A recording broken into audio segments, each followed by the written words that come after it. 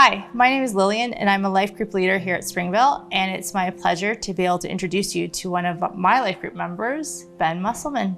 Ben, can you tell us a little bit about yourself and where you are in life and how long you've been connected to Springvale?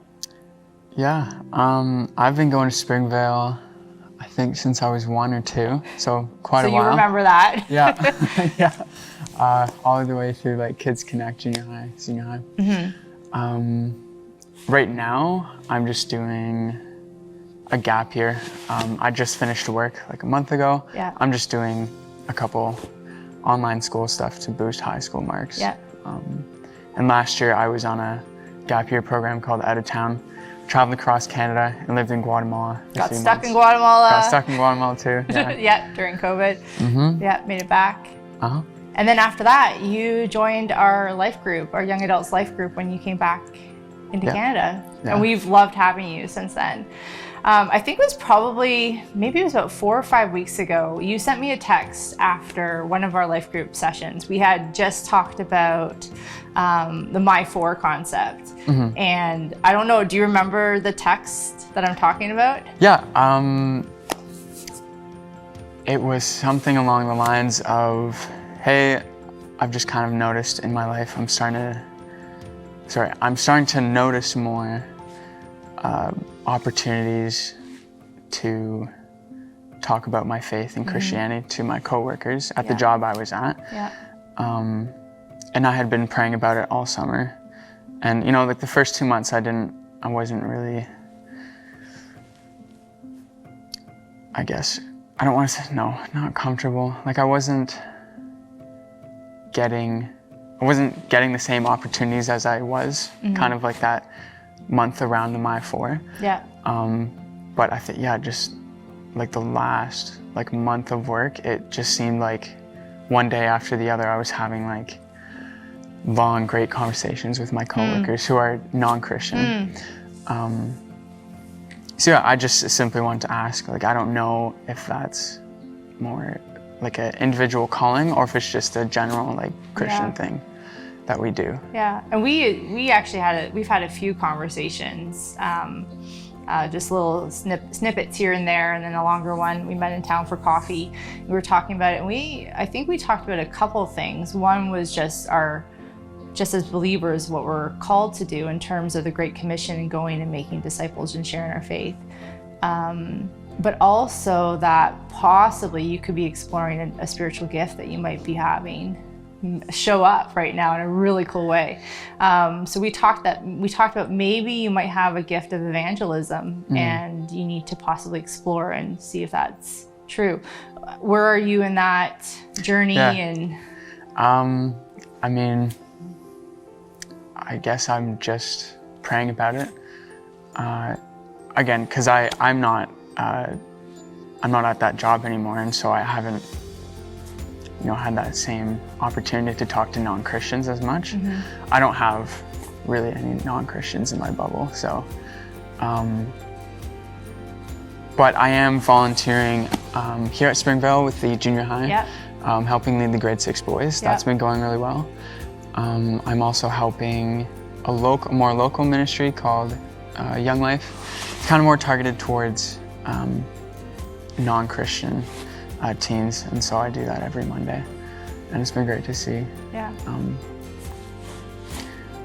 my relationship with those kids grow. We haven't had quite too many opportunities to meet yet, and most of it's been on Zoom, but other than just praying about it and studying, growing in my own faith, I guess is where I'm at right now with that evangelism.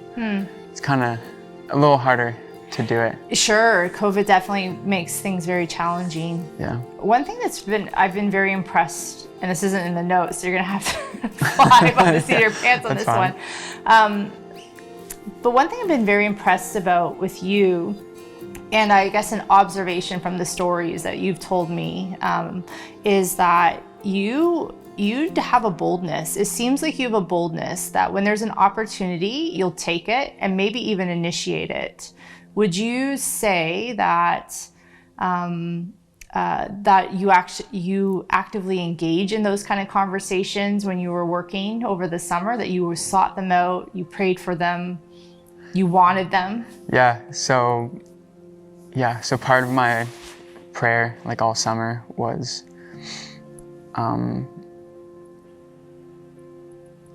like just prayer for opportunity, and I asked God to speak through me to my coworkers if an opportunity arose. I think, the first time it happened, my coworker was just asking me about like just some idea of like, oh, what if we made like a heaven versus like hell movie? And I'm like, have you read Revelations? Like, that's pretty cool. Wow. That's a pretty big boom. I read him Revelation chapter 12 and the Christmas stories in that. And so I kind of explained more about that. And one thing led to another, and then I was talking about like Jesus and like why he died for us. And I kind of lost track of like what you asked me. That's okay, it's totally fine. So what I hear you saying is that, especially over the summer, you were very intentional about praying for opportunities. Were you at all ever nervous or afraid or intimidated when those opportunities came, that you felt, I know this is a moment, but I don't really want to engage? Or were you like, yeah, I'm there? Like, I don't think I was intimidated. I actually found it surprisingly easy to talk to a lot of it, because I don't know if it had to do with all the praying I was doing, but every time, like the conversation, like either I initiated it or they asked me a question. Like it was just a normal conversation. And it was great because sometimes even after, like I know this one time, like on a lunch break, we talked about like faith for like an hour, and then the rest of the day he kept on like asking me like questions. So no, I wasn't intimidated. I think excited would be more of a better word. That's good. To describe it. What would you, so I think this is where we are very different, because I do find those situations very intimidating, and I can be paralyzed by fear and insecurities and all of that. What would you say to, and I'm not alone, we know that I'm not alone, like there's people that are definitely on that side of the spectrum, right? So what would you say to me to encourage me and others who are in that situation in our own walks in terms of the My Four and are called to go and make disciples? I think I guess I kind of have to explain a little bit, but up until like the summer when I started, I guess, a prayer life, like I was intimidated by talking about my faith and stuff. So I started to notice these changes when my prayer life, I guess, was active and rich. Yeah, that's good. But I guess I think in my experience, I think praying definitely helps for sure. And even just looking for the opportunities, because I know a lot of times, even before the summer, opportunities would come up and I was just completely blindsided by it, and I didn't know what to say, or like I just backed down. But I think because I was ready, I was able to speak and converse. Yeah, that's so good. And I would say that that's probably the best thing I can do, or anyone who's in my situation can do, is the first thing. And that's what we have with My Four, especially. Our first step is just to intercede, to pray for people, and possibly to pray for our own hearts, that we know that God will change our hearts in alignment, to make them more aligned with His will and His desire. And so I'm starting off with prayers. Conviction. Got it. That's good, Ben. That's really good.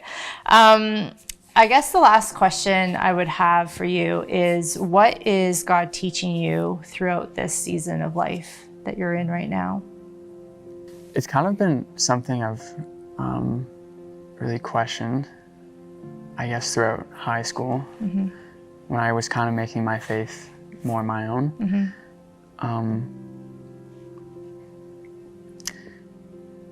Yeah, I don't know. That's a good question. I guess I'm starting to see,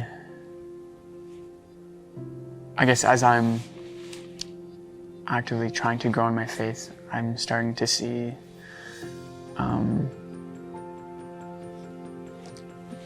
chances, opportunities, things to do. Not like very big things. I haven't had any like major life decisions to make yet, but I don't know. I guess I'm at a point in my life where I'm just trying to grow in my faith, so that when, I guess, a stage like that where I'd have to make some kind of a decision, like I know I'll have to do. Yeah. I guess I'm just growing in my faith. That was a really long answer.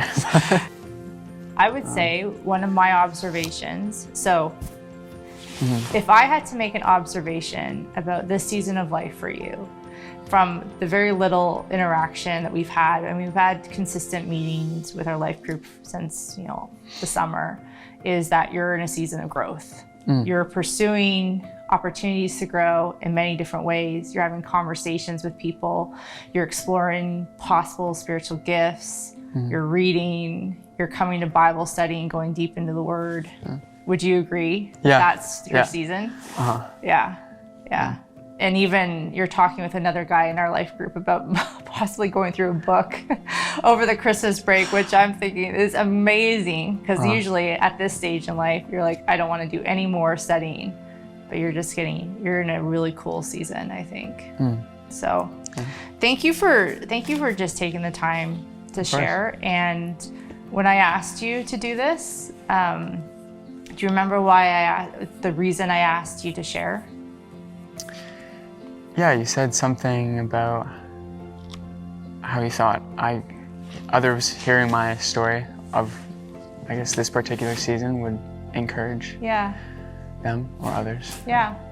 And I still believe that and fully affirm it. You have been an encouragement to me in joining the life group and being a part of it and your contribution. And I know you're definitely an encouragement to other people in our group. So thanks, Ben. Appreciate you. Welcome. Thank you. Yeah.